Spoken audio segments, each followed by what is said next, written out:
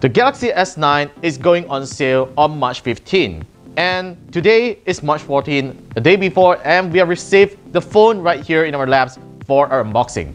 I'm Warren with KLGadgetTV. Let's take a look what's inside the box of the Galaxy S9.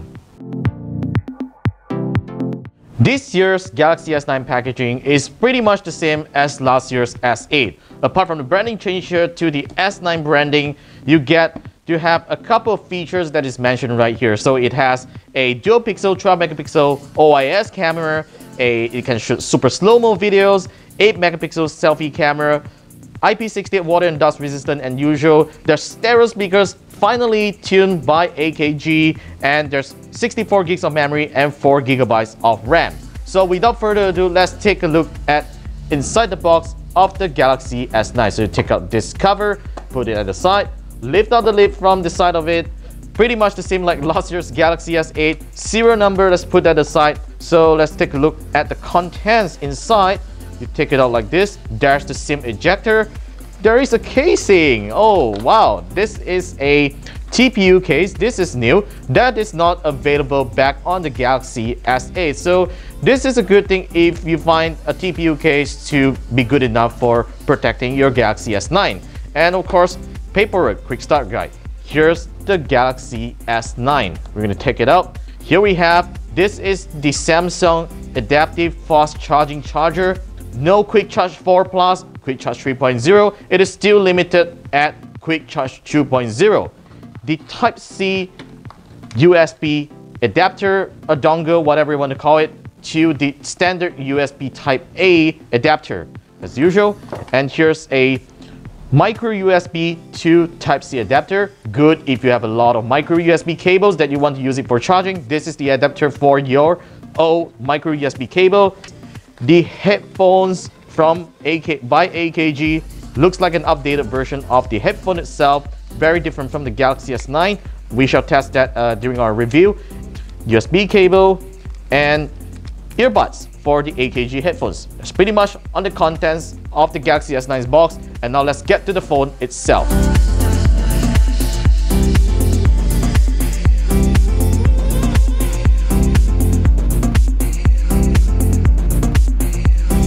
So this is the Galaxy S9. It looks pretty much the same as last year's Galaxy S8 because it is technically the very same industrial design, but with a couple of refinements.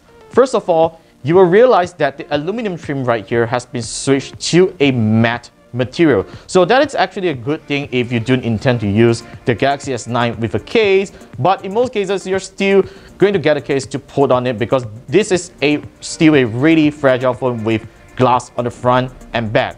So I know you guys have seen my first impression videos back then in MWC 2018, but let's do one more round of the hardware tour of the Galaxy S9. So on the right here we have the power button, and on the left side there's the volume rocker, and the Bixby key is here to stay, and probably you're going to use it more on the Galaxy S9 as it has smarter Bixby features. And on the top here we have the SIM tray, and this is a dual SIM model as usual. All Galaxy S9 and S9 Plus sold in Malaysia come with dual SIM capabilities, and you can insert a micro SD card by using up the second SIM slot. And at the bottom we have the USB-C connector, and yes, the headphone jack is still there. It's not yet dead. Samsung is still maintaining it, which is a great thing. And finally we have dual speakers, which one is at the earpiece and the other part is at the bottom. So dual speakers tuned by AKG. That's a great thing. I've been waiting for that from Samsung for a long time already. And last but not the least, the greatest and probably the greatest refinement of all on the Galaxy S9 is the fingerprint scanner. It is now at the back, at the bottom of the camera lens instead at the side, which makes a lot of sense this time. As you can see, this is the older Galaxy S8. You know, it's difficult to reach, but you know, still manageable because it's a small device. But I'm glad that Samsung has finally moved the fingerprint scanner to the bottom instead of putting it at the side. It's really much more convenient. In terms of design, it looks very much like the older Galaxy S8, which I have on my left. And let's take a look at the height, the width, the thickness. Look at it. Pretty much the same. Same width as well. Same height. Same phone. Pretty much the same thing. Even like, you know, except for the speaker group is different this time. This is still in stripes, and this is just one one straight bar, okay, and it's pretty much the same phone.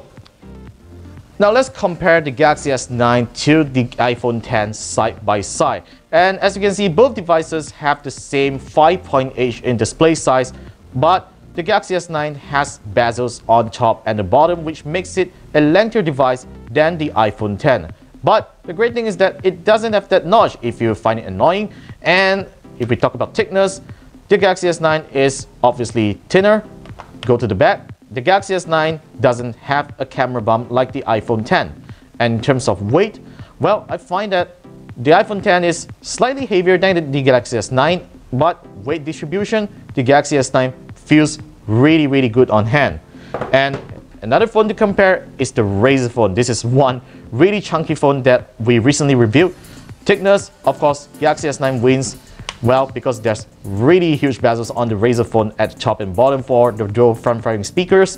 But in terms of weight, you know, they feel kind of like pretty much the same. But yeah, the Razer phone is definitely much heavier because of its metal body.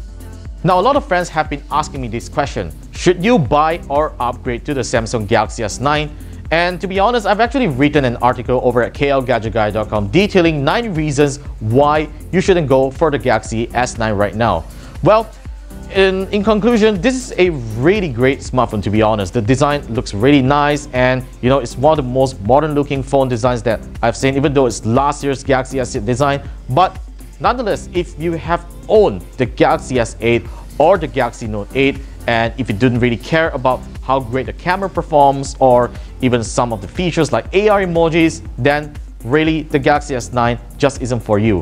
While I have to commend at the same time that Samsung has made the Galaxy S9 the same price as the Galaxy S8 last year, well, if you're upgrading from the Galaxy S7 Edge, I would really say go for it. The Galaxy S9 is a great phone, it's a great upgrade for the Galaxy S7 Edge. Otherwise, you gotta wait for a price drop, because seriously, Samsung devices have recently gotten quite a huge price cut in a very short period of time. Otherwise, wait for the next Galaxy Note. It's going to be a better device than the Galaxy S9.